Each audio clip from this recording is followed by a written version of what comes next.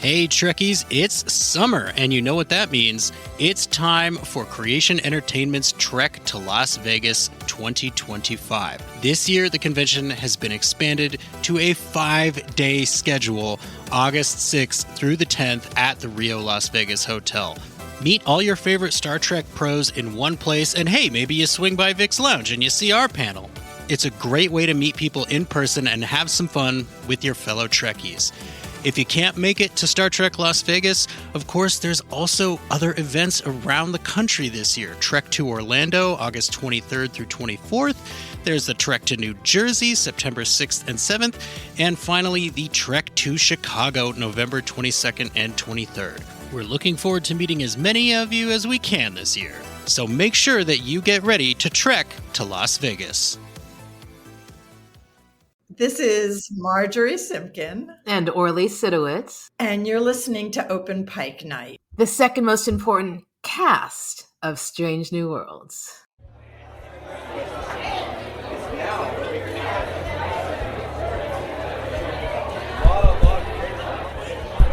Is this thing on? Hello, hello.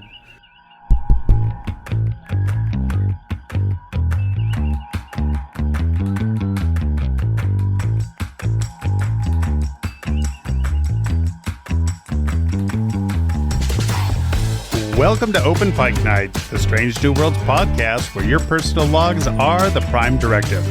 I'm your host, John T. Bolds, here tonight with my co-hosts. First up, the man who's been begging us to watch Blue Eye Samurai between sessions of Strange New Worlds and casting shade at those who don't, Jesse Bailey.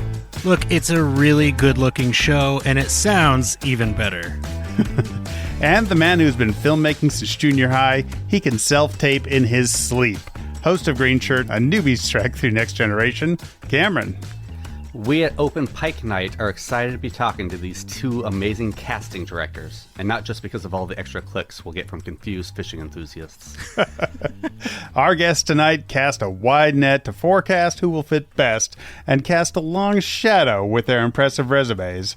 We're talking to the casting directors of Star Trek Discovery and Star Trek Strange New Worlds, Orly Sitowitz. Hey, hi there. And Margery Simkin. Hello. Thank you both for joining us tonight. We are thrilled to be talking to you. So, you have had so much influence on modern Star Trek that it's great to have folks who make so many great, amazing decisions for the cast and crew we love. Well, we're excited to be here. That intro music's jam. It sure is. I don't think it's too small a thing to say that Anson Mount's charisma as Captain Pike is why there is a Strange New Worlds, which is why there is an Open Pike Night. So we have to humbly thank you. Absolutely. Yes. Absolutely. So I'll throw this out to either one who wants to answer it. Elevator pitch for most of us listeners and hosts. What does a casting director do? Marge, take it away. We're HR. We're HR. We're HR for a show. That's the regular people pitch. And, I think just like HR departments do a lot more than people think they do, mm-hmm. I think that's the same for us. Mm-hmm. Excellent. We're...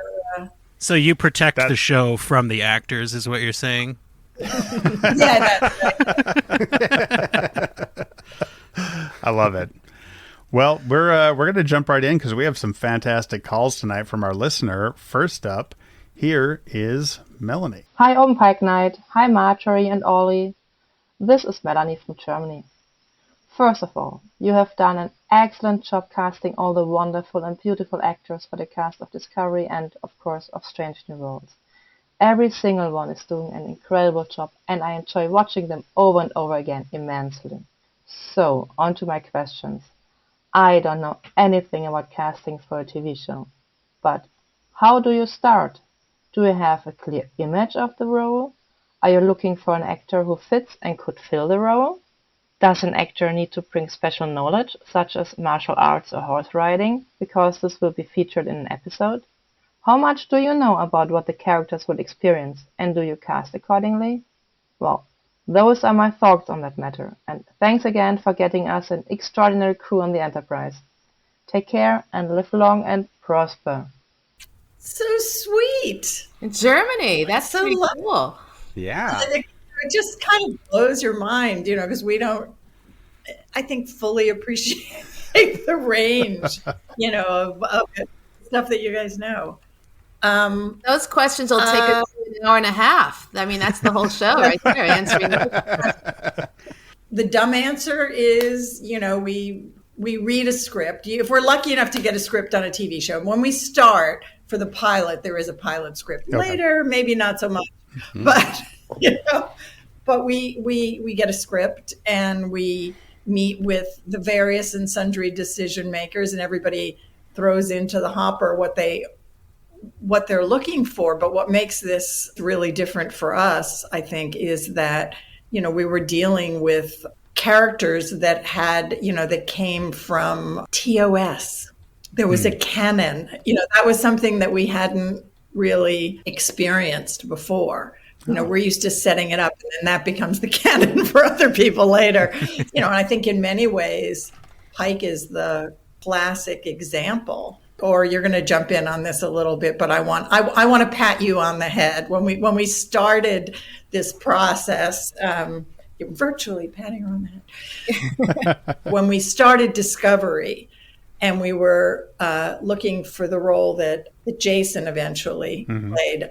Orly was a big fan of Anson's. And this also speaks to stuff later, which is, what happened during the pandemic and all of us starting to do everything virtually. Anson was in New York, and Orly, in her incredibly charming way, convinced his somewhat reluctant representatives to ask him if he would read for the other role. Oh, wow. And he agreed, and he was in New York, and he did it by him. He was like, I'll put myself on tape. And this was really before people were doing it. And it was such a gesture of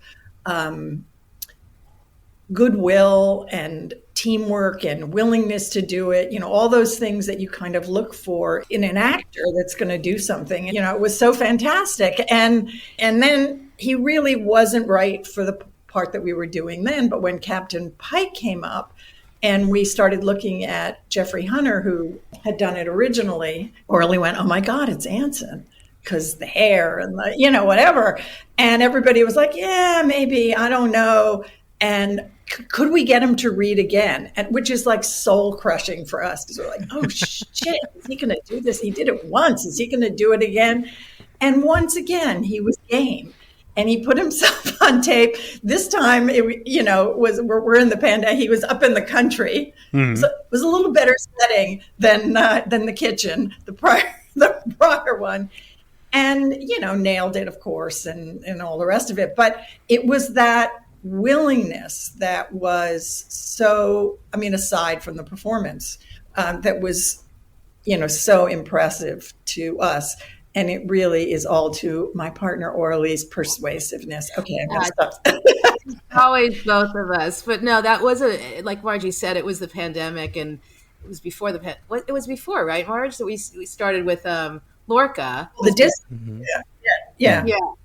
And it's just one of those things sometimes where you have fans. I was a Hell on Wheels fangirl, what can I tell you? And I'd always liked him. It was one of those guilty pleasure shows, right? And I just thought that guy's really cool. And like Margie told you, it was an odd situation where as Lorca came first and then Pike, and you're like, wait, he's perfect for Pike. When does that really happen? Because when we're casting, this will come later, I'm sure we'll talk about it, but when you're casting the legacy characters and the canon characters, you have a blueprint of what you're looking for, right? Mm-hmm. With the new characters, you have a lot more flexibility. But so how odd for him to really feel and look like Pike. That was just very bizarre when that happened. Mm-hmm. We got and this is another Orly line. She always says, they fit the suit. Like sometimes you're going through and you're going, yeah, they're really actors we love, but they don't fit the suit. And it was like, he fits the suit. Yes. He even looked like the suit. He was just. I remember we ran in when we had an office at that point. We ran in with a picture and we're like, look, this is undeniable. Like we had him side by side, and Margie and I were like, you see that, right? And we'll see if he'll tape again. And he did. And to Margie's point, we always tell other actors on the show that he did that, because, for somebody like him to do that once is a maybe, and then he does it twice, and that's just when you're all in, and that speaks to either the project that he connected to so well, or whatever it happened to be. But that speaks to the younger kids that sometimes now in acting and auditioning, tangent, that don't want to tape and all of that stuff. And you're like, look what happened, So I gotta say, I can't imagine how somebody would not want to tape. Like, it's so easy. Like, we do kind of a similar thing with a podcast, and part of what we love about it is that you just get to sit at your house in your own space and do the things you love. Don't get us started. Don't get us started, because it's, we have this conversation daily. This will take the whole show too. Exactly. So is that? Do you happen to know if Anson being in his kitchen or maybe up in the country had anything to do with what they did with that character? Because we know Pike loves to cook, and we know he's got a cabin. Like, was that part of that, or is it just magic? Cooking. I don't know. I think that was. I don't think so, and I also don't remember asking him if he could ride a horse. I don't know if that came because he does, or that's a question for the other guys. We'll get him back. Excellent. So that answers Melanie's question of, you don't really take into account an actor's skill set like horse riding or martial arts. I will say on the martial arts, because she happened to mention it, we did a show called Badlands, or Into the Badlands. And that was super important for a lot of those roles. I mean, if you couldn't do any martial arts, you weren't really auditioning for a lot of those roles. We had our office. We were entertained every day with people parkour off the walls. And it was like, let's have more auditions, But it was for that show, it was definitely important. So funny that she mentioned the martial arts of it all. I mean, it isn't, we always say the acting is first. And then if they have to do something special, even the actors that did martial arts, they might not have been to the level of what you need. Obviously, that's where the stunt people come in. Just having the skill set is not enough, because you're not seeing them do those skills. That's not the key thing. The key thing is you want to engage with the character, and to engage with a character, they have to be a good actor, and they have to be the right energy for that part. And that isn't a particular energy. I mean, sometimes you figure out who the character is once the actor has been cast. You'll know you want someone funny, but if it had been someone else other than Carol Kane, then that character would have a different flavor profile, sort of. And you probably see a lot of padding on actors' skills lists on resumes. Yes. Much like an HR rep would see on a resume. Gary Marshall loved reading the skills. He always read the skills. It just entertained him, and he would ask actors in auditions to do things that were on. And yes, you do sometimes get applause. This year you sing. That's great. Well, you mentioning Gary Marshall leads to my next question, which is, I imagine most people just kind of assume the director does all the casting on a movie, or a showrunner on a TV show. So can you talk about your relationship with those positions and what you do bring to the casting? I think we've been really lucky in working with Akiva and Henry and Alex. After we did Disco, I think they sort of were like, oh, they get it, and they sort of have been very open. I mean, we can speak specifically to Strange New Worlds when we read that script, and we definitely had certain ideas for some people, like we've talked about, that were canon, but then the others were kind of all over the place. But I think both Margie and I, we look at things individually, and then we'll call each other excited. Look at this girl, look at this guy. And if we both are passionate about the same person, it usually means we got something. And when we've gone to show the showrunners, we've been lucky in that they get what we see. There's been a couple times, right, Marge, where we saw something very specific. I don't know how much we want to get into it. We can edit this out. There were a couple roles where we really got it very early on, and to their credit, or to their defense, they didn't see it yet. But we charged through and we got our girl. Nice. Are you talking about someone specifically then? I think it's I mean, this is when it gets really kind of awkward. to talk about what we do. It's sort of the secret sauce of it. We definitely go into strong persuasion mode. If we're both really, really passionate about something, and then sometimes it's like bewildering to us that they don't get it. But I think this is true in the process of anybody who's good at our job, that you do end up doing a lot of persuading. And then, yes, you do invite everybody to the party. You don't go to the party. And later on, somehow you're looking at them, talking about how much they love an actor. And Orly and I will be remembering, how challenging it was to get there. Let's just leave it at that. Yeah, we're not here. We don't muckrake. We're not here for gossip. We love. No, I know. And it's not, and again, we see, part of it is that we see hundreds and hundreds of people for each part, literally. And so when you get to the point, sometimes we get to it and we're so passionate because we see what other versions were, and they don't have the time because they're doing everything else. I'm sure every department has a version of this story.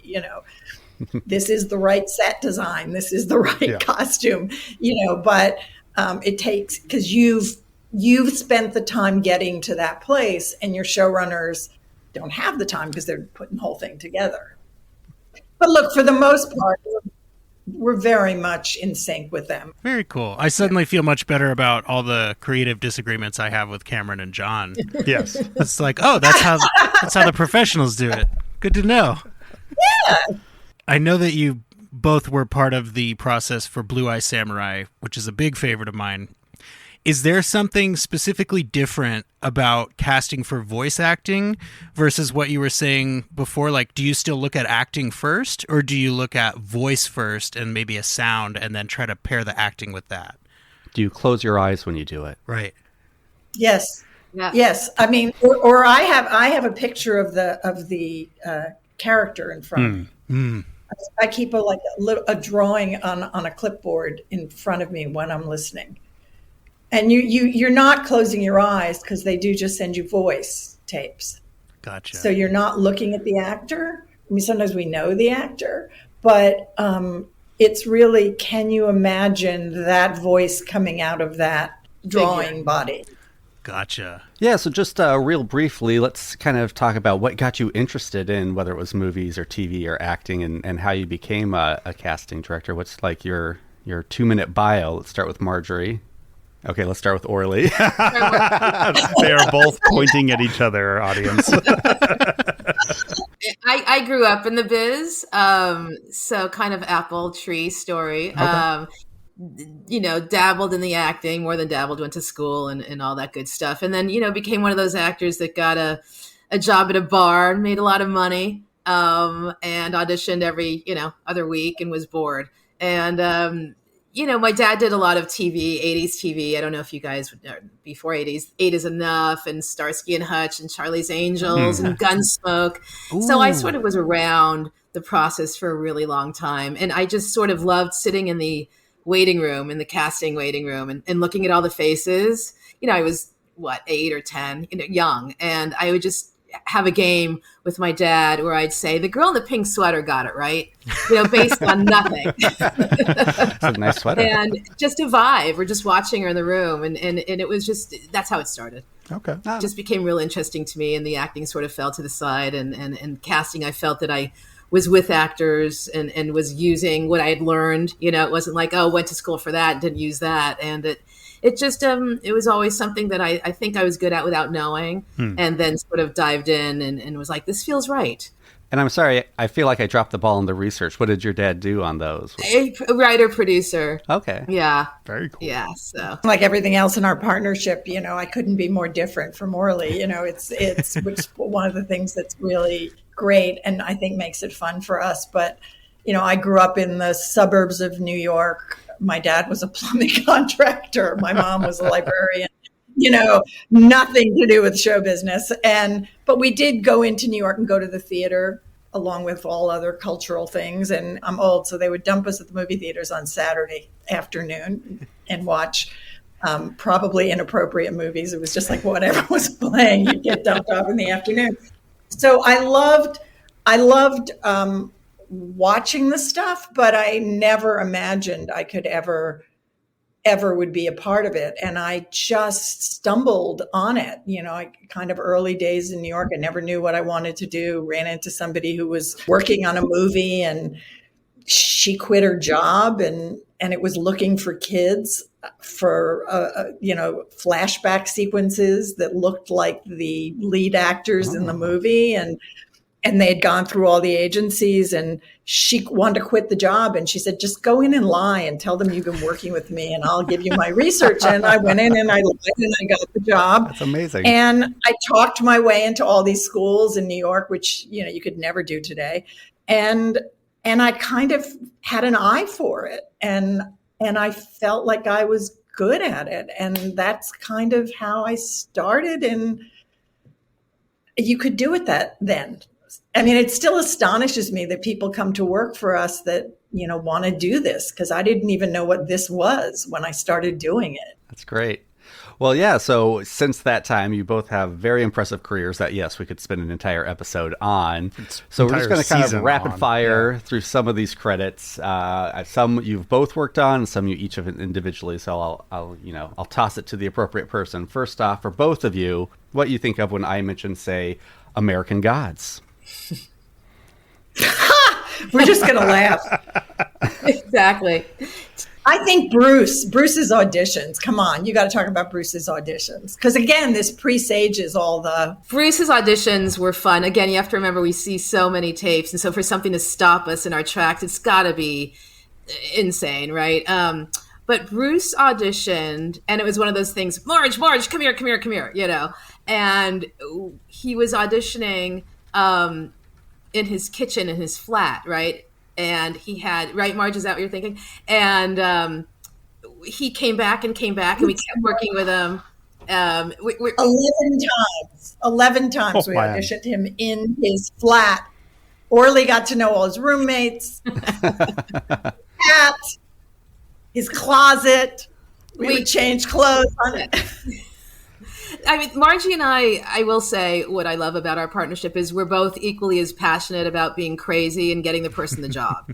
So we will go into people's closets on Zoom and pick out shirts and just know sort of what'll pop, and in addition to auditioning with them and working the scene 100 times. But by the time we finished with Bruce, we knew every roommate's name. We knew what they were having for dinner. We would wait for them to do. It was bizarre. I mean, we really got as close to a person as you can on a Zoom. And this is Bruce Langley? Yeah, and he never had to get on a tube. He never had to go to the, he did it all from his house. It was just which at the time was really weird and unusual, because that was long before, anybody. So Orly, Them That Follows. Them That Follow.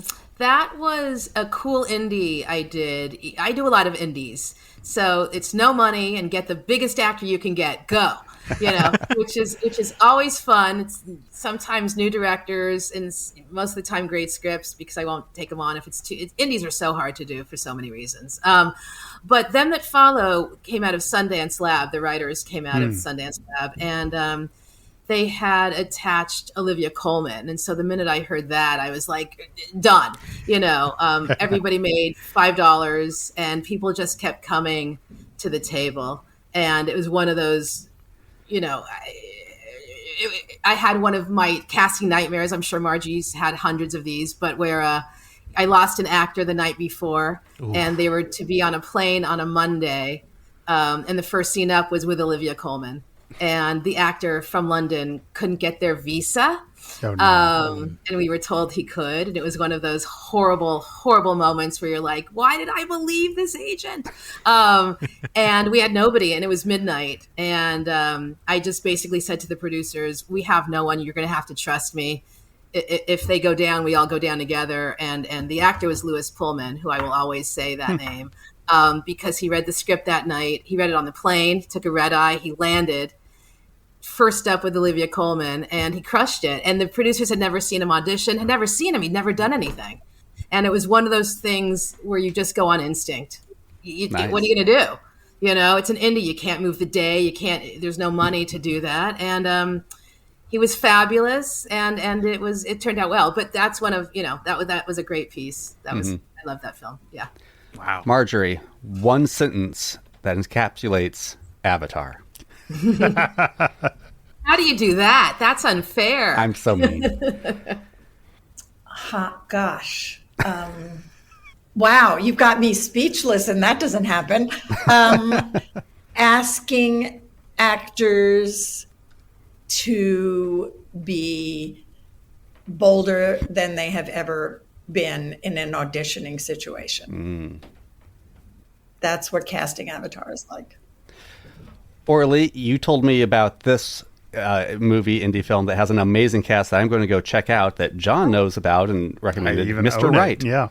Mr. Right, yeah, that was another indie that I did with Sam Rockwell and Anna Kendrick. And funny enough, I cast Anson in a really small role. I told you I was a fan, and that was an odd one, but bizarre. That would be my one word. A bizarre film that it has a lot of people know of it, and it's funny to me. I thought nobody has seen it, and yet who is it that knows it? Yeah. John, good on you. So I get emails about that one, but that was a fun one. I mean, Sam Rockwell's Sam Rockwell. Yeah. Well, then our last one actually comes from a caller, so let's play Newman. Hi, Open Pike Night. Newman the Space Hippie here from the Movies for Days podcast, giving a very heartfelt Christian Slater-esque greetings and salutations to your fantastic guests, Margery Simkin and Orly Sitowitz, casting directors to the stars.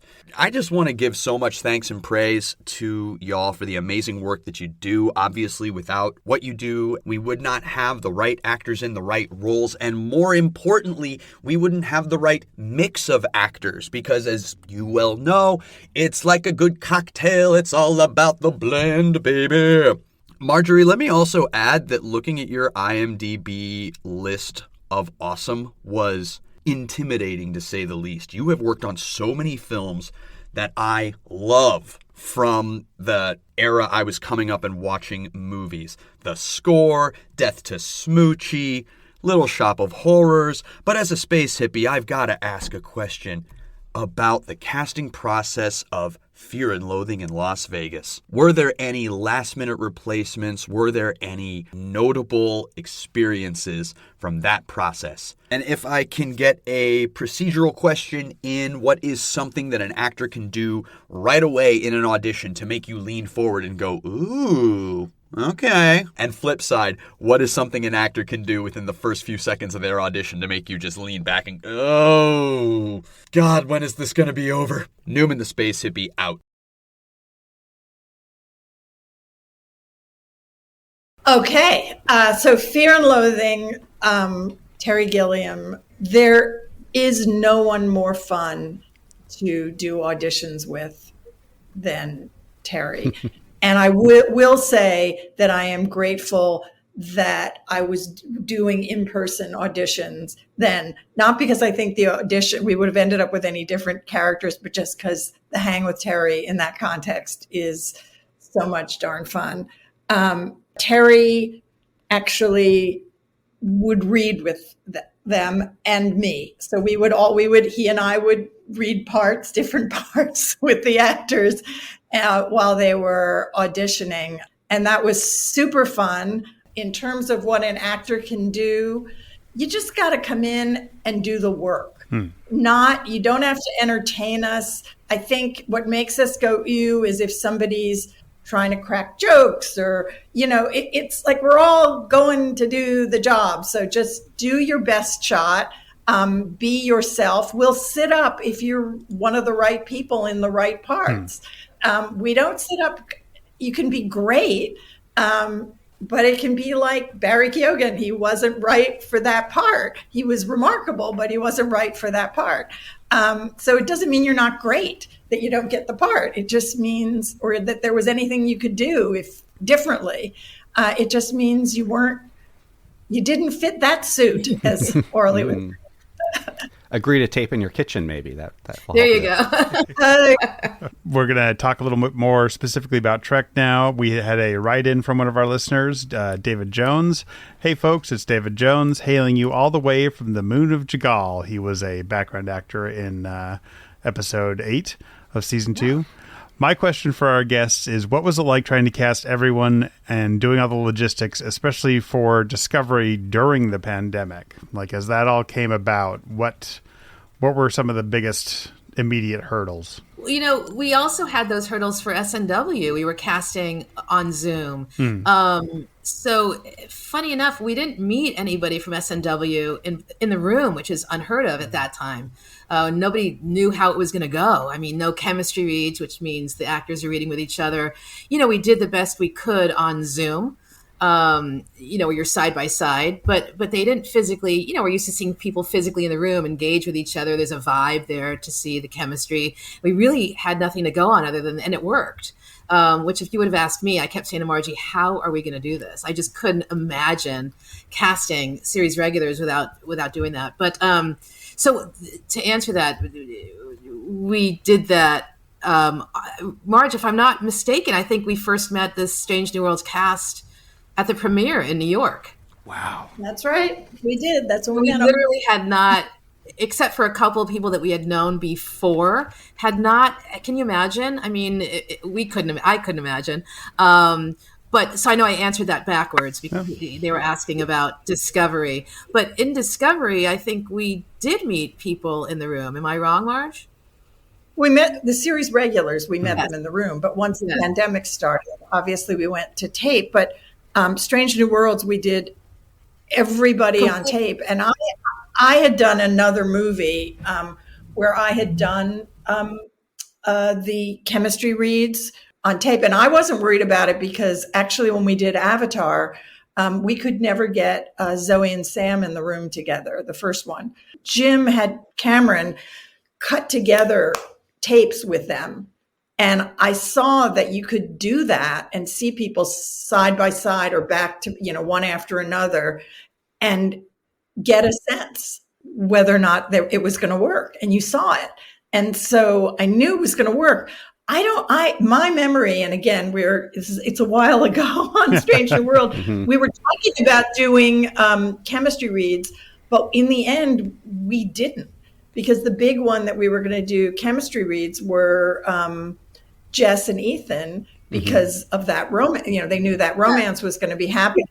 And then they all just fell in love with Jess so much that it was like, nobody brought up the chemistry read. And he said, aren't we going to do a chemistry read? And I was like, they didn't ask. Done. We know it. Let's go on. Let's move on to the next problem. And Trek has always been known for nailing the casting. Did you feel the weight of that responsibility when you got hired for Discovery and then Strange New Worlds? So do we tell them the secret now, Margie? If I'm outing you, Marge, you can edit this part.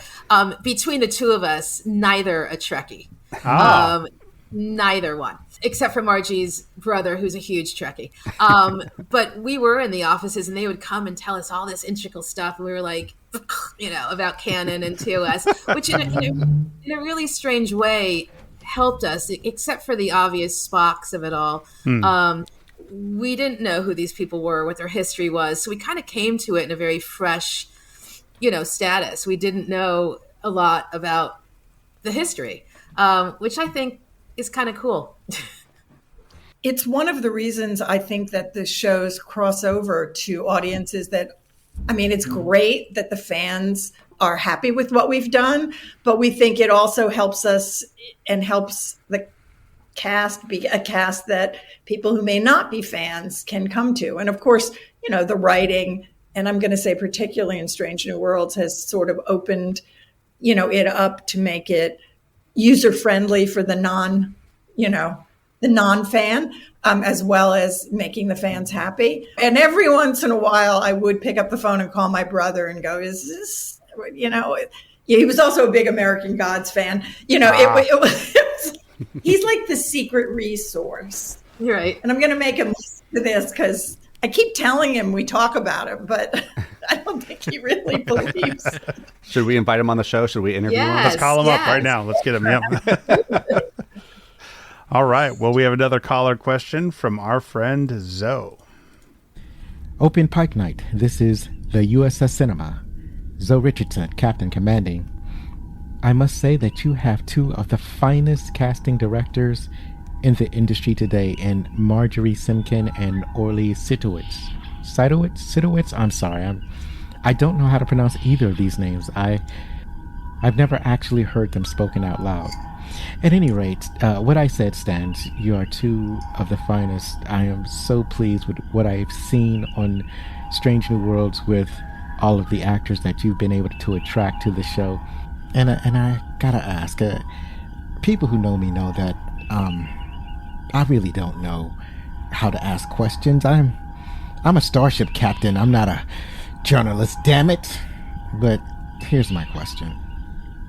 Of all the actors that you've been able to cast on the show, which actor or maybe which set of actors have surprised you the most? In other words, which actor's performance was completely different or totally unexpected from what you envisioned when you first cast them? That's my question. And there goes the warp core. I'll have to end this chat. Richardson out. Oh boy, that's a hard one. We might need another hour for that.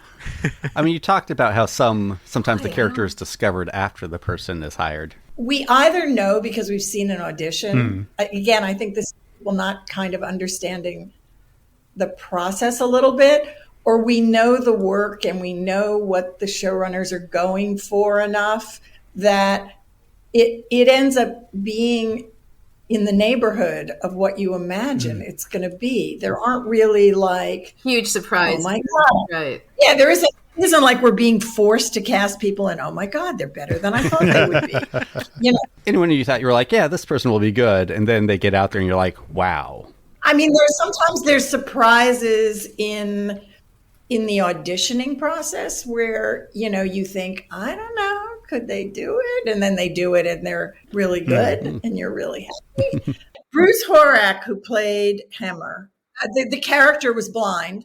And the showrunners wanted us to find someone who was visually impaired to play the part. And you go, you know, when you hear something like that, and it was a big part, you go, okay, you know, and we were hoping to find somebody in Canada. And we have a wonderful colleague there, Robin Cook, and who works with us in Canada. And we reached out to her.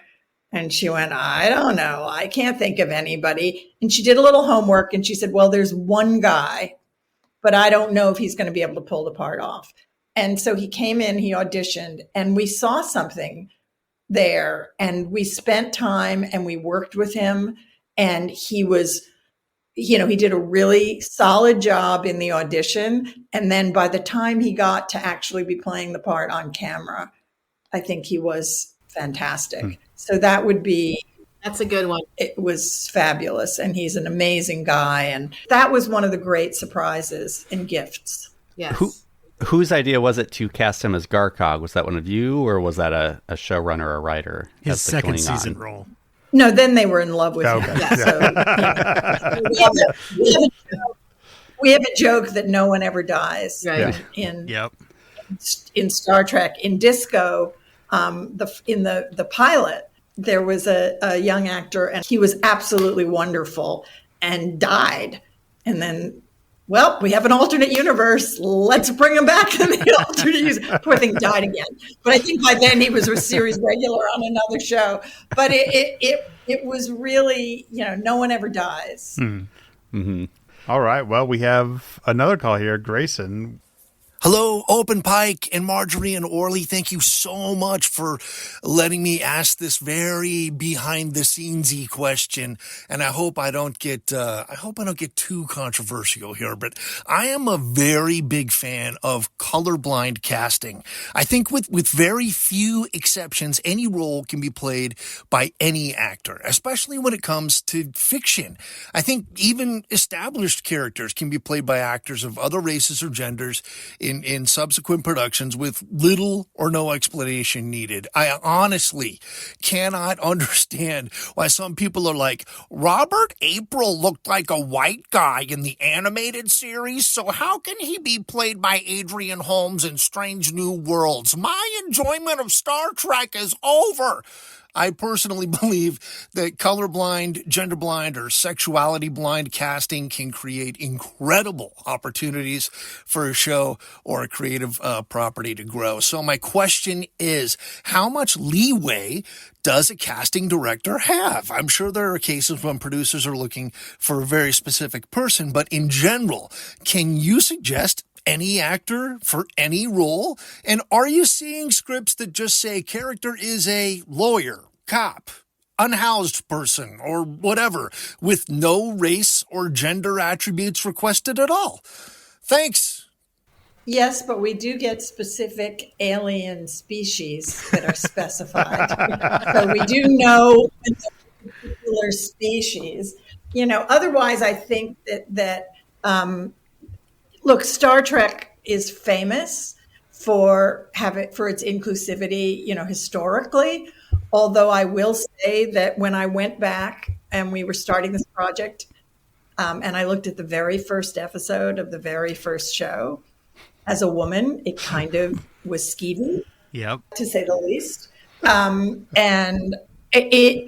I want to talk about women in Star Trek for a moment because Orly knows the story I'm going to tell. And I feel like over the years that we've just been doing these shows, it's been a real illustration of exactly what you're talking about. When we did the first episode of Disco, I don't know how much anybody remembers, but at the very beginning, very first scene, you have two women, right?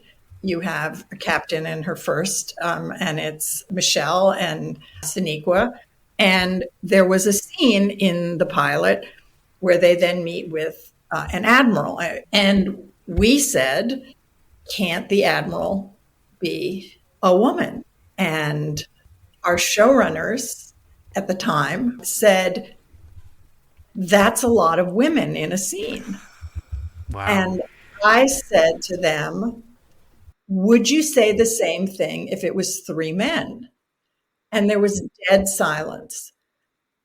I say this not to out them, but to say that was a manner of speaking. And they thought we had a good point, and they let us cast a woman as the admiral.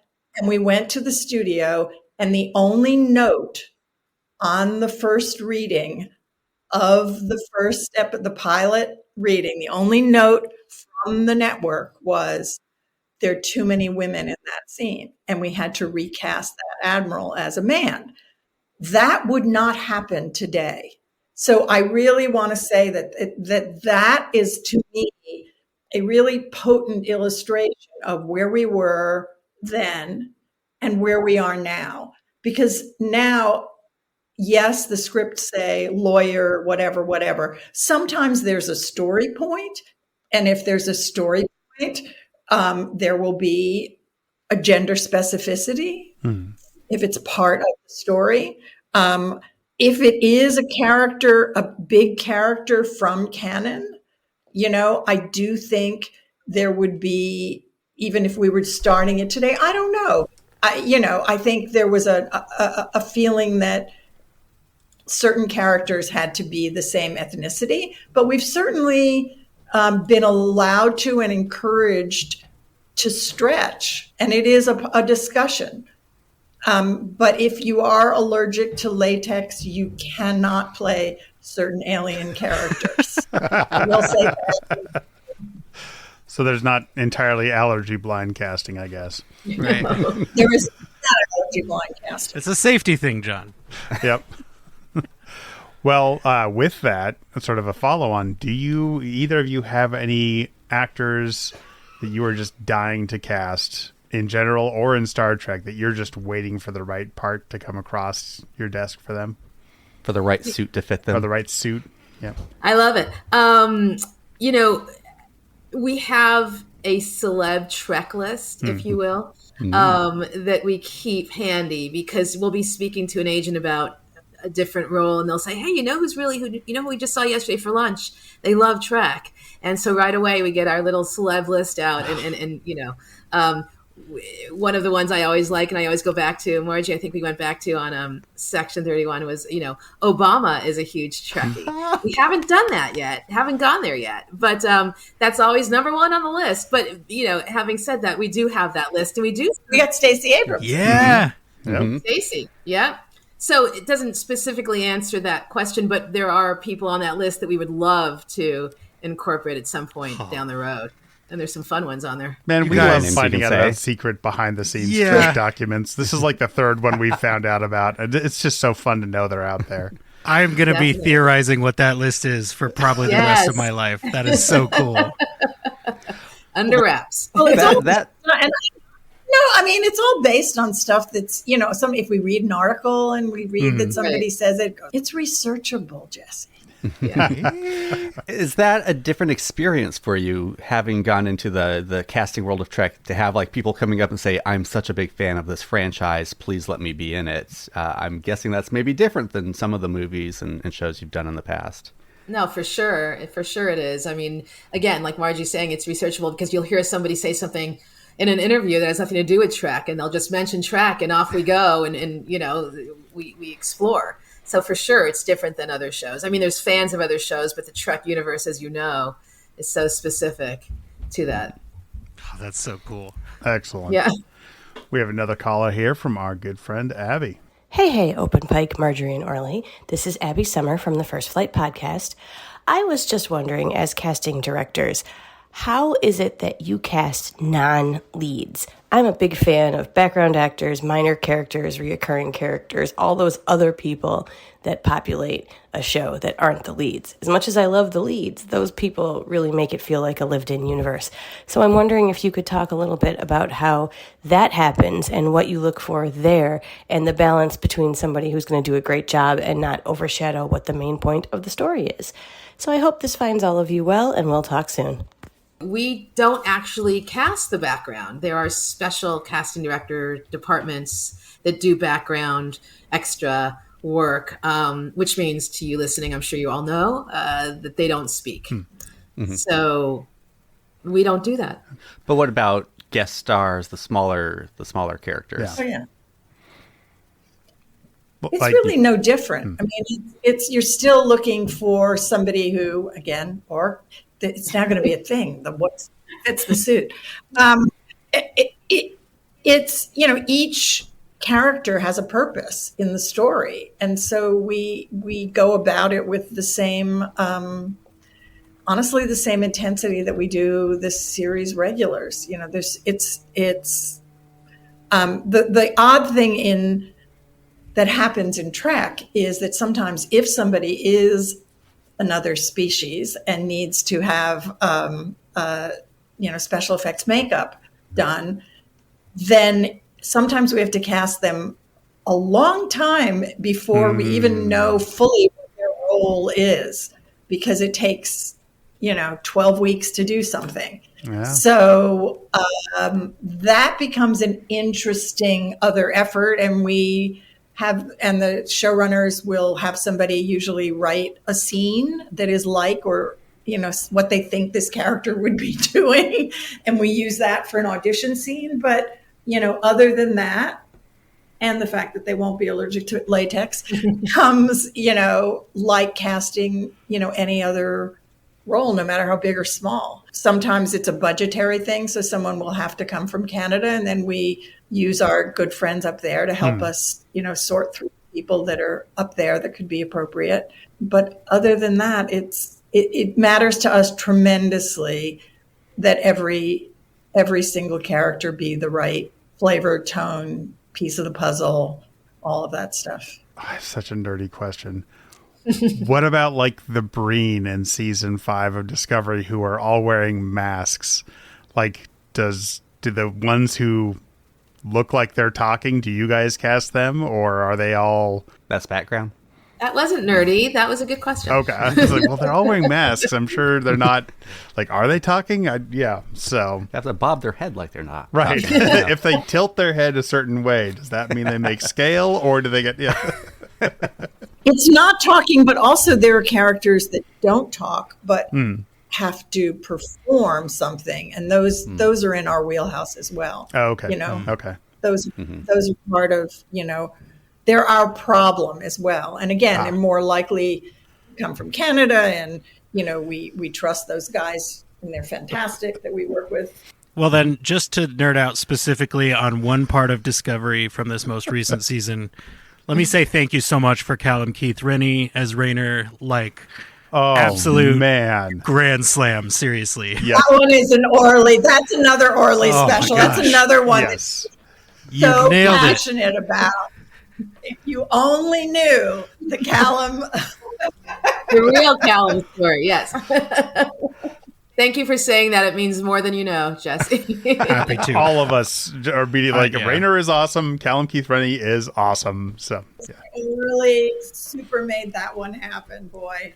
Yeah, very cool. Oh, we're gonna have to get you guys off mic to tell us some stories. I think. Yes, exactly. We're gonna buy you a drink and get you drunk one of these times. Yeah. I think we've got one more caller. We do. We have Delita. Hi, everyone. First of all, thank you very much for letting us ask a question to your guest today. And I do love the podcast. My name is Dalida Ines, and of course, I do love everything is related to Star Trek. And my question is for Margery and Orly. When you cast new actors, besides all the necessary requirements for any characters chosen, do you try to find the little things? It's like an aura, but it is not. I don't know how to explain it, but you can see it through the eyes of any actor. Or do you just realize it afterwards once you see it on the screen? So this I would like to know, but that's my question.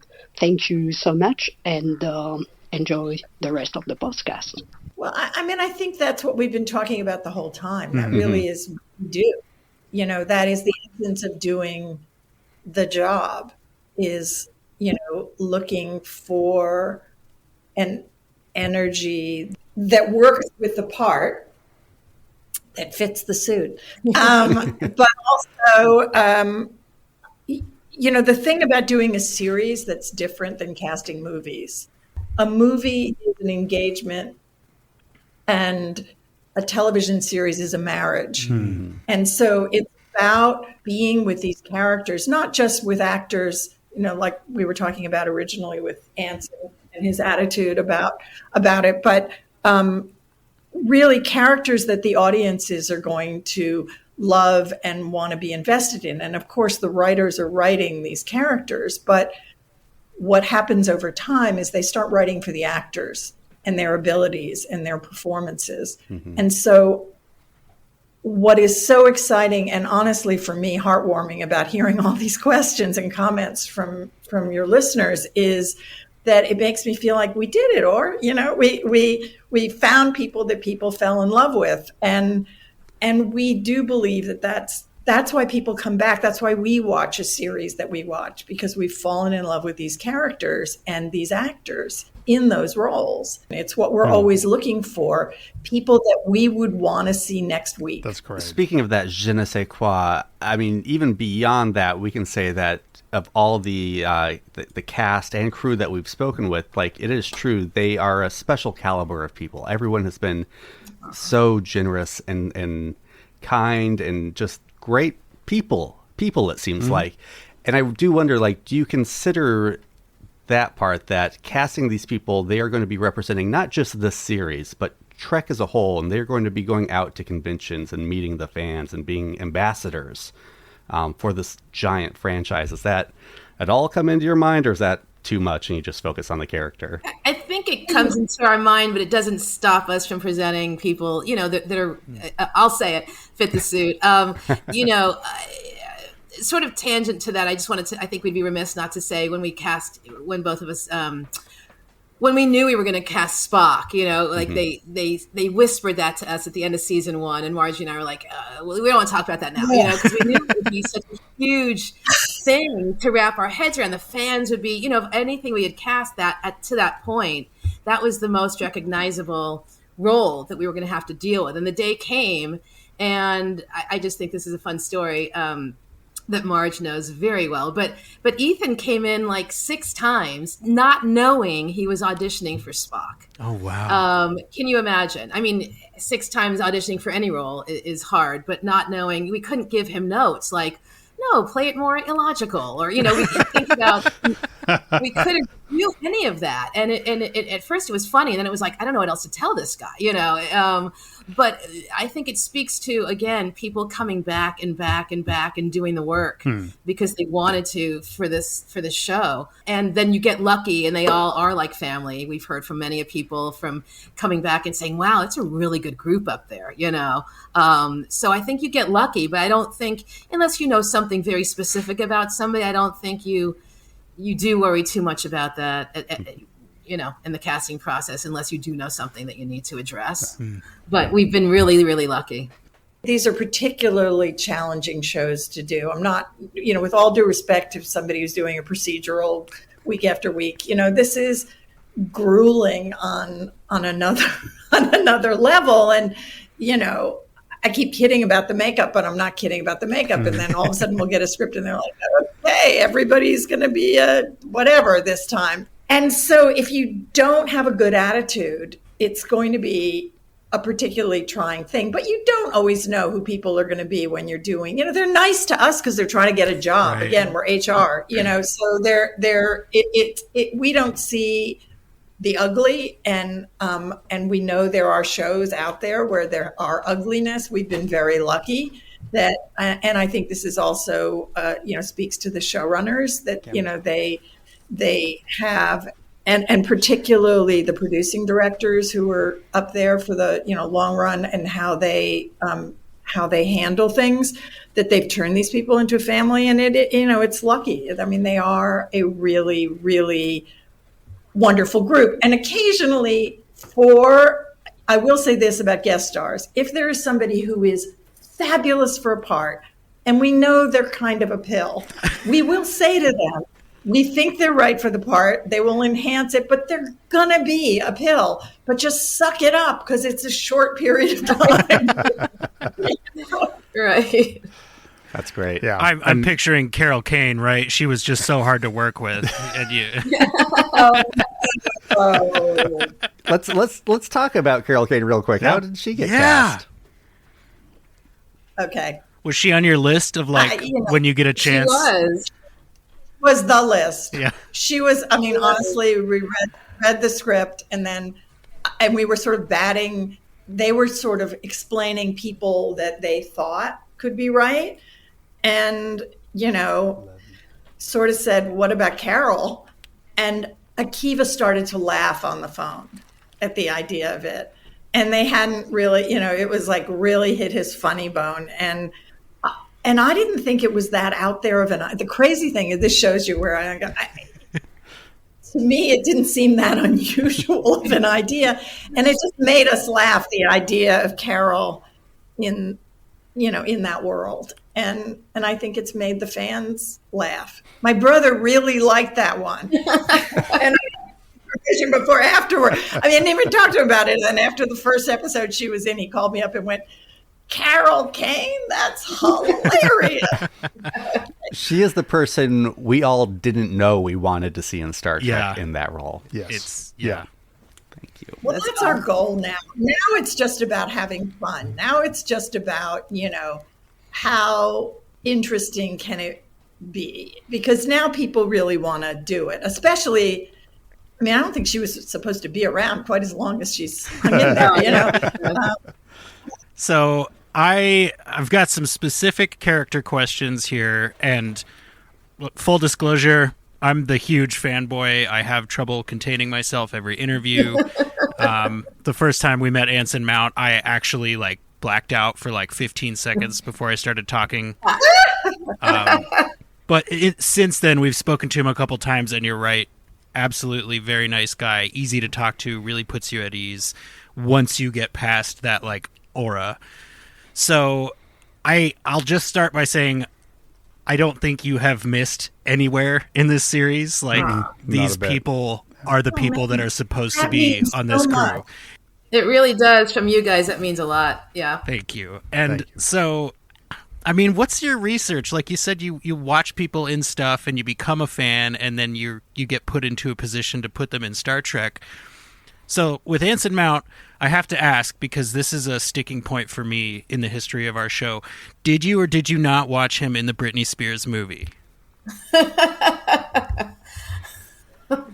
Margery is shaking her head. I'm a fan, but I missed that one. Me too. And of course, I didn't. No, the answer is no. But Now I feel like, should we go see it?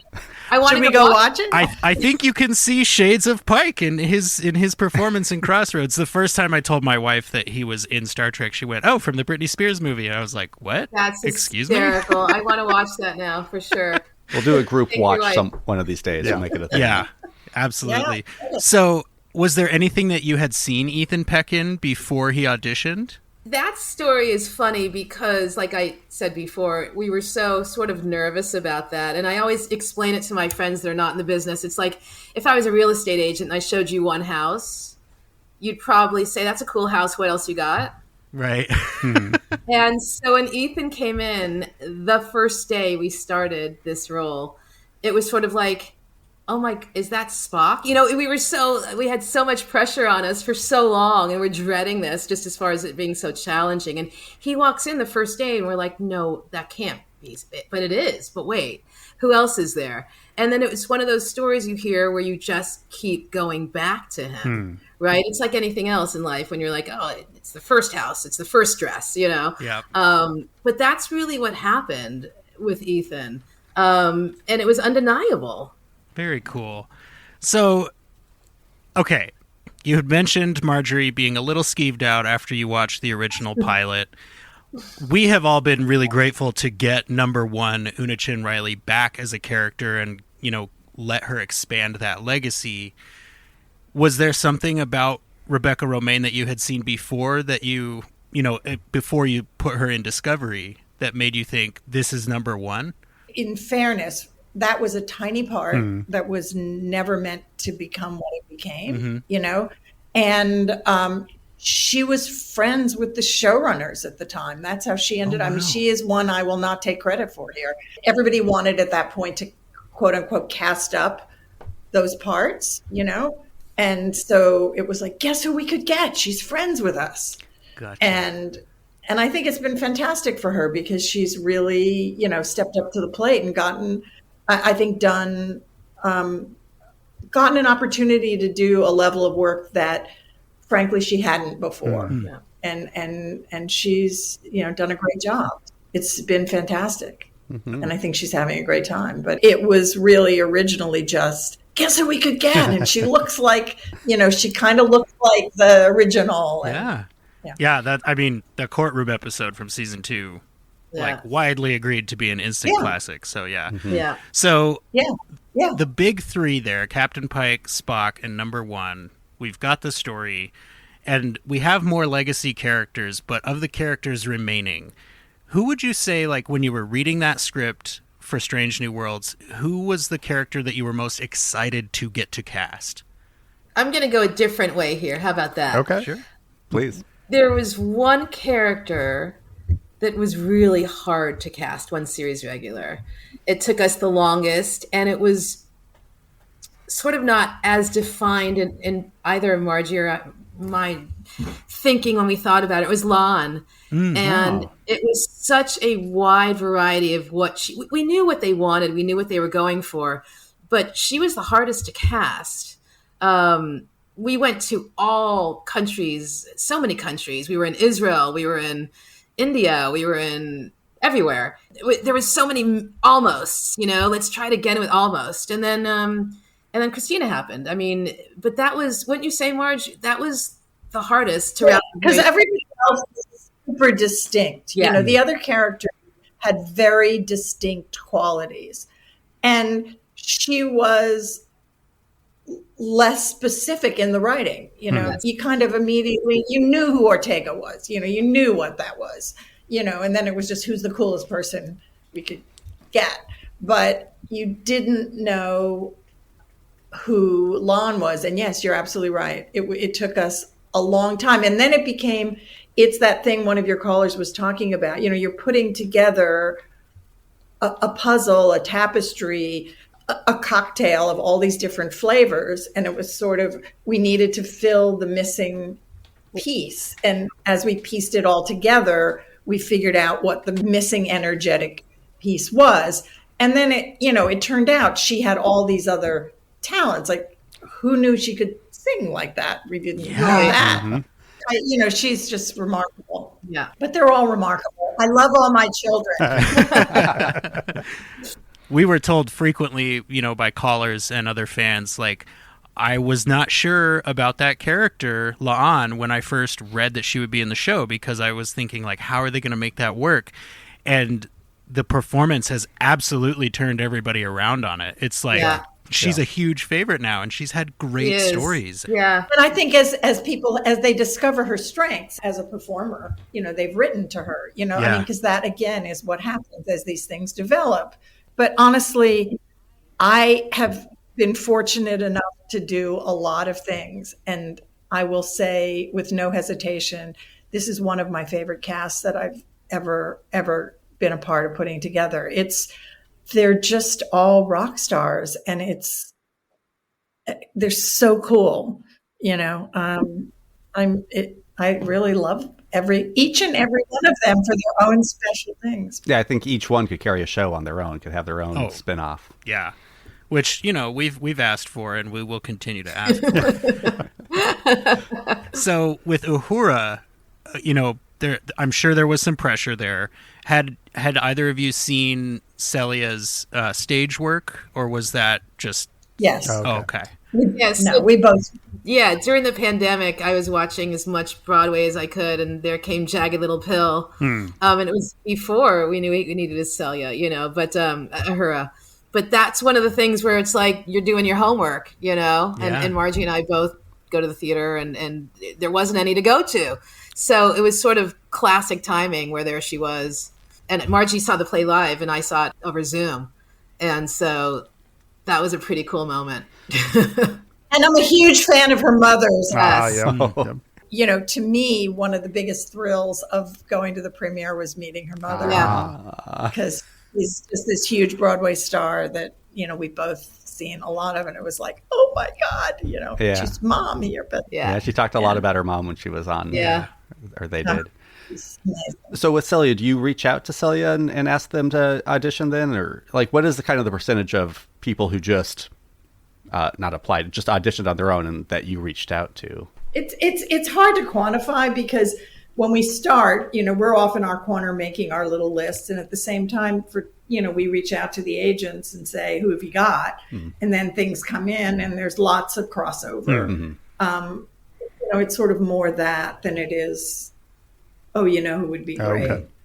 That happens almost more on the guest star front, because we have less time. Because just like Orly was explaining about, with Ethan, with the series regulars, you just kind of want to see everything, because someone could walk in that's not like what you'd imagine the part to be and be amazing. You have more time to do that with the regulars than you do with the guest cast. For me, I think in season 2, it really solidified that Mbenga is one of my favorite characters. I can't say absolute favorite, because then I would feel bad for the other actors and characters. But for me, Babs Alusin-Mokun kind of came out of nowhere. Like, I hadn't seen him in anything, and then he's in Star Trek, and he's in Dune, and he's in the next Henry Cavill movie. I'm like, wow. So had you seen him in something, or was he just part of the line of auditions? both. We knew him. And he was part and parcel of like, we know him, we like him, let's see him give it a whack, and then that happens. That's amazing. I mean, I didn't know Chrissy, but all of my friends who are casting directors in London, were so excited that she got this part because they've all been fans of hers, and we're happy that she got this opportunity. And Babs was somebody we'd both seen, and we're like, that's a great idea. I think it did come in from the agent, but we both we knew his work. But I'm saying that's one of the more fun, hilarious, I don't know if this translates, pandemic audition story. Tell it. But now that I've seen his house, I know how hilarious. Yeah. Well, they we do this thing where we get on with the actors once we've seen the tapes and we've auditioned and we've read with them on Zoom.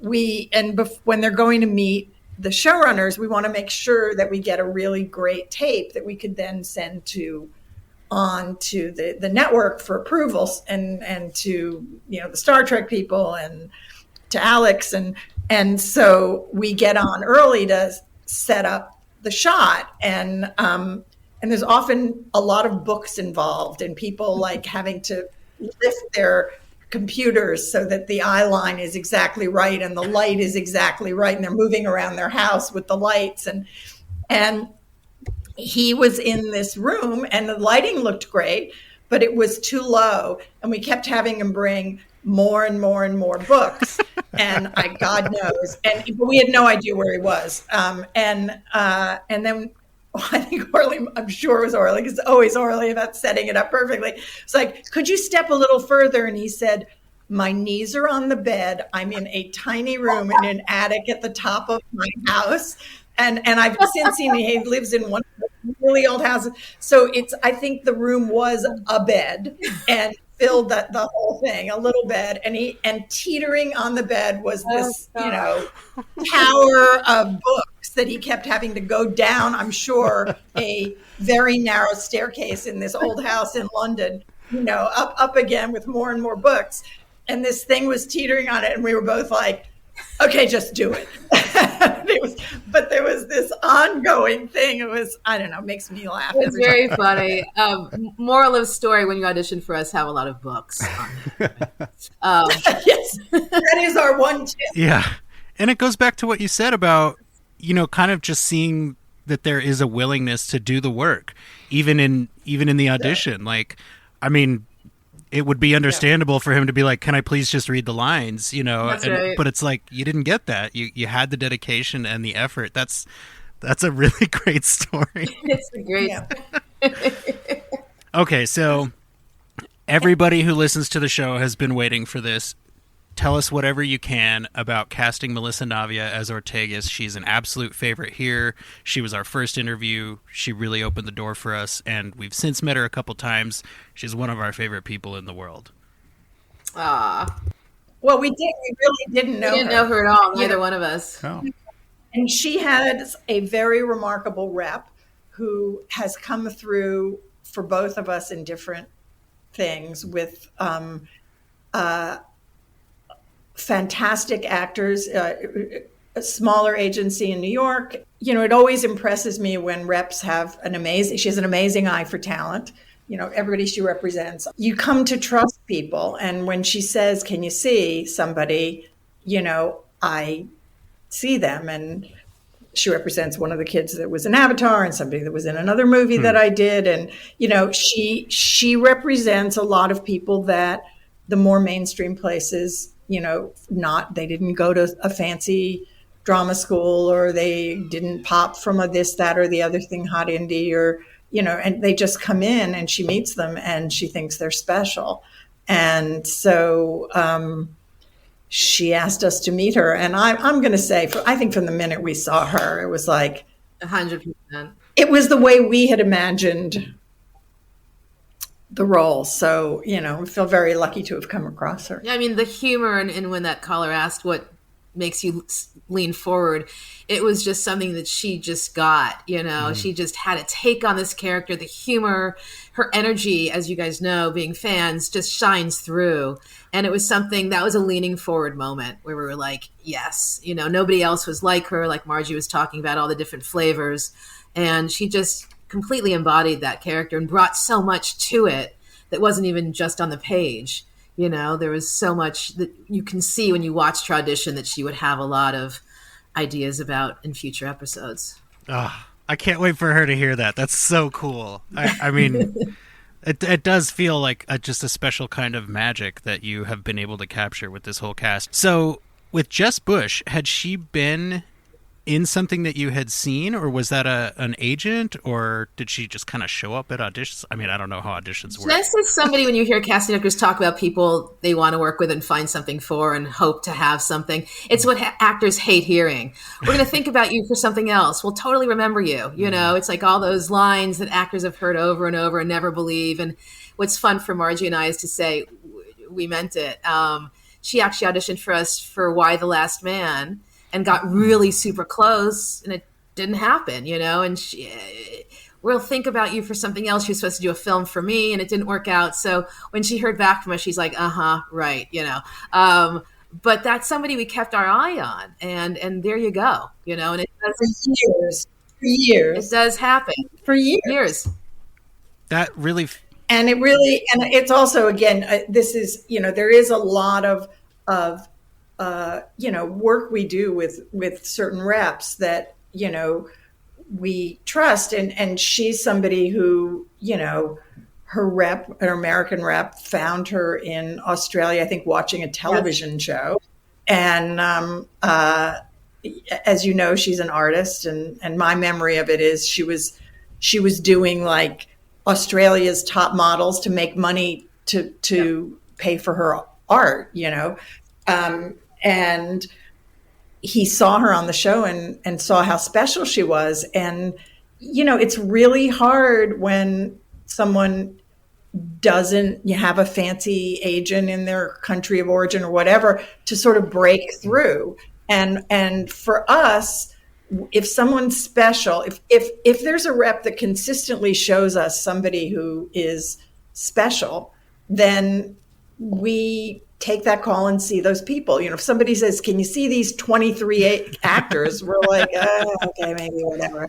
But if they say, can you see these two? They're really special for this role and this is why, then those are the people you come to trust, and that was the situation. They kept calling and hounding, and in a good way, you got anything for Jess, got anything for Jess. And there you go. It just, happens when the roles. And we saw this and we were both like, man, if we were gonna, we go into mourning sometimes when we don't get our way, we really do. It's just, we get despondent, and doesn't happen often, but when it happens, it's horrible.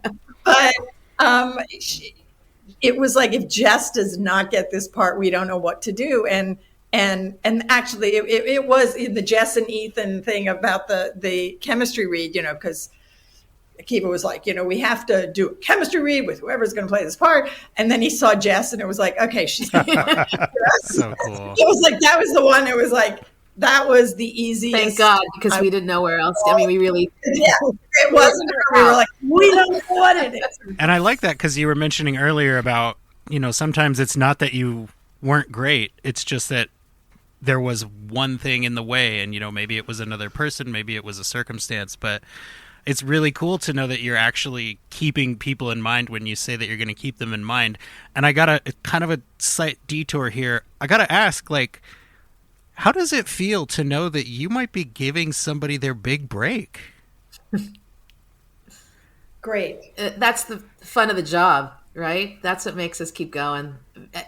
Both on Disco and on SNW, we did that a lot, I think. Yeah. And there's no better feeling, right? It's why I wake up and do what I do. I mean, that's the fun of it, is finding. Well, the fun of it is finding the right person for the part. Is the slotting, is the fitting the suit, is that, is the sort of like, yes, we got it right. And yes, they love that. And then on top of it, that you give somebody an opportunity. And I think, I know you were asking about 31, and we're not going to say anything because they'll kill us if we say anything. But I will say that I do believe, and I may be proven wrong, but I don't think I will be. I do believe you will see someone that we are presenting to the world that the world doesn't know, that will make everybody very excited. I'm already so We'll excited. that. I'm going to like burst over here. Wow. Okay. That's a good tease, Marge. Yes. No kidding. I will say real quick, we've more than one actor who has come on and talked about us has mentioned you two and how great it's been working with you and how thankful they are. So, I mean, that's really nice. It doesn't go unappreciated. Yeah. That's very cool to hear. And we had so much fun casting Marty Quinn, right? It's like there was another, he had done nothing. I mean, he was doing comedy in Ireland, right? He was doing sketch work. So that's the fun. It's like finding somebody, and especially for those iconic roles where you're like, oh God, we're going to get killed if we do this wrong. So I have to ask we love Dan Janot, who plays Sam Kirk. We've watched some of his Christmas movies recently. Like, the dude is good at everything he does. Did you cast him based on the mustache? No, and again, I'm going to nod our wonderful team in Canada and Robin Cook and her folks. That was somebody who had a small part. I mean, he was coming in for a brief time. He was not staying for the party. Oh, wow. And they liked him a lot, and so he has stayed for the party. I am so glad I like him a lot. He's He might be my favorite character. I love Sam so much. Yeah, he's just like an incredibly warm, genuine person. Like, I've never met an actor, I think, that takes themselves too seriously, but Dan really has this air of like, oh, that's like somebody you've met, like somebody you'd know in real life. That's how Dan is. He's very sweet. So we have a legacy character here that is not a lead character yet, but when they tell you, okay, go find me a Jim Kirk, what goes through your head? That was the worst. I think that was the worst. I think that really, for me, because again, I am not, we are not Trekkies, but we knew Spock and we knew Kirk, and we felt like we nailed it with Ethan, and it was like, we have to do that again. Yeah, that was so fucked. Okay, that for me certainly. Yeah. I was like, are you kidding? Shit. Yeah, that was horrible. It was horrible. No, I mean, I'm somebody who I hate the idea of casting. I don't know how Orly, we've never had this conversation with each other, but I don't like casting real people. Like, go find John Kennedy. Like, okay. No. Because everybody has an opinion. And this was like that. Yeah. This was like that. And of course, it all happened during the pandemic too. So that was, a joy.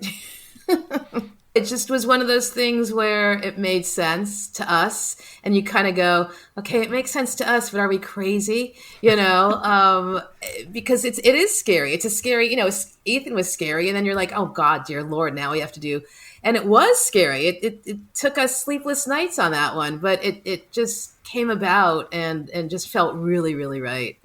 And it's just always that great call where you're like, okay, we're not cuckoo. They get it. Oh my God, dear Lord, they get it. Thank God. Yeah, right. I mean, they're almost synonymous, right? Shatner and that part. So it's there, and you don't want to copy that. You don't want someone who's going to imitate, right? That's not. They have to have an essence. And so you kind of go, all right, well, what is the essence? And what is the essence of a younger version of that? Like, who is he before we first saw him? And it's somebody has to have that sense of humor and has to have sarcasm, confidence, all of it. Yeah. And all of that stuff. We were on a jury together. Wait, what? During... It was a film festival jury during the pandemic. We were on a film festival jury together online, but we had to deliberate. We had to watch all of these. He's Polish, and so we had to watch all these Polish movies, and then deliberate and pick the winners. So when we met him on camera, I went, "Oh my God, I know you." I know that.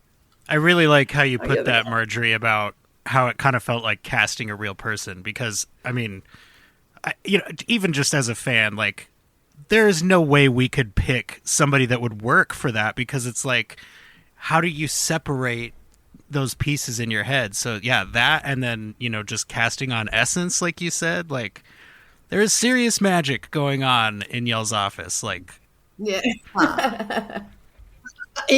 On your all's phone calls. We don't have an office anymore. Did you ever see that photograph of him with Shatner? Yep. Do you know that story? Yeah. On the airplane?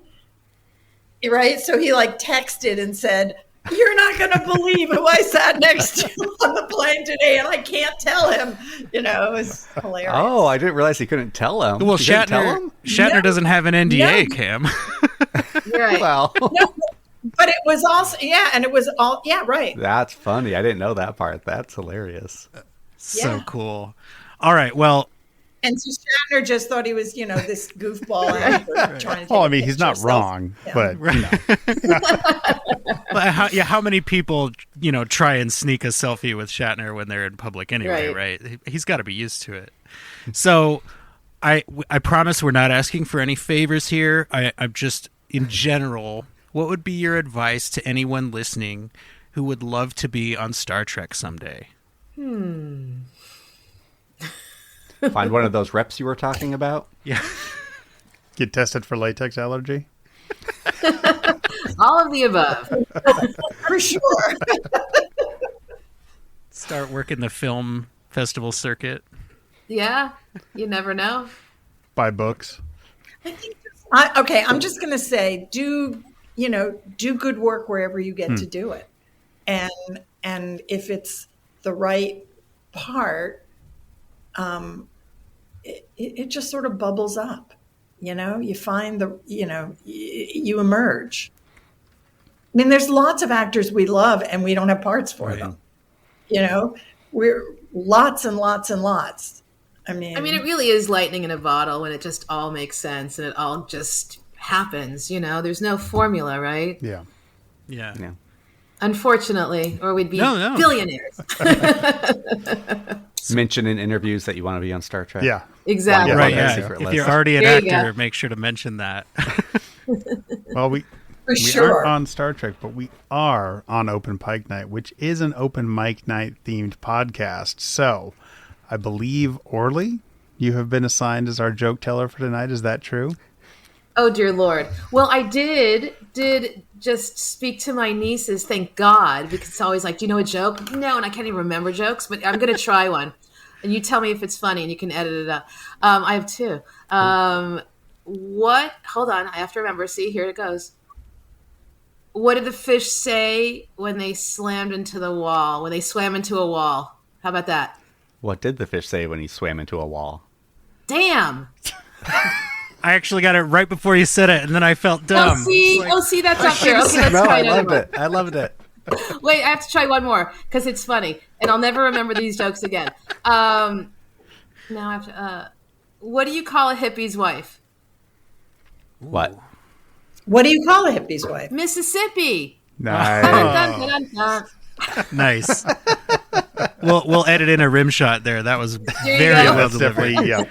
That earns a rim shot.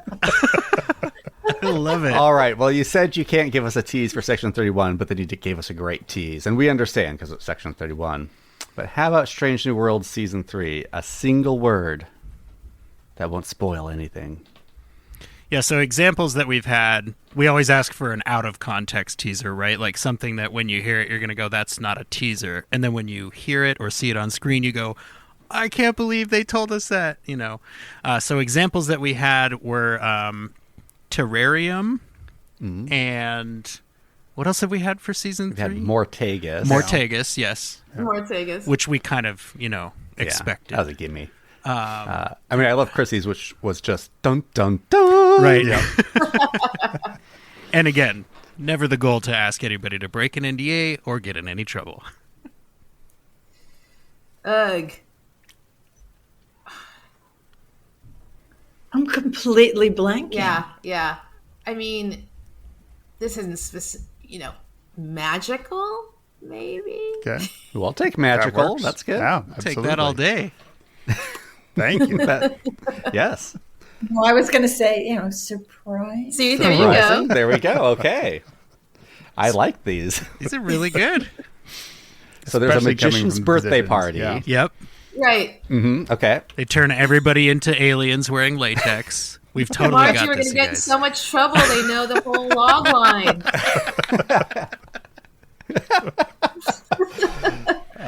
They figured it out. Drats. Did it. I feel like Henry gave us like the most blatant one of anyone too. What which did is Henry hilarious. say? For season 2, he gave us Orion cocktails. Yep. Oh. I believe Dan Janot don't gave remember. us Shanghai. Yeah. I don't remember. Somebody gave us charades, and when they gave it yeah. to us, they didn't know that would be an episode title. And then when we saw that list, we were like, Wow. Funny. yeah. Wow. But yeah, this was... We get all sorts. We love them. Yeah.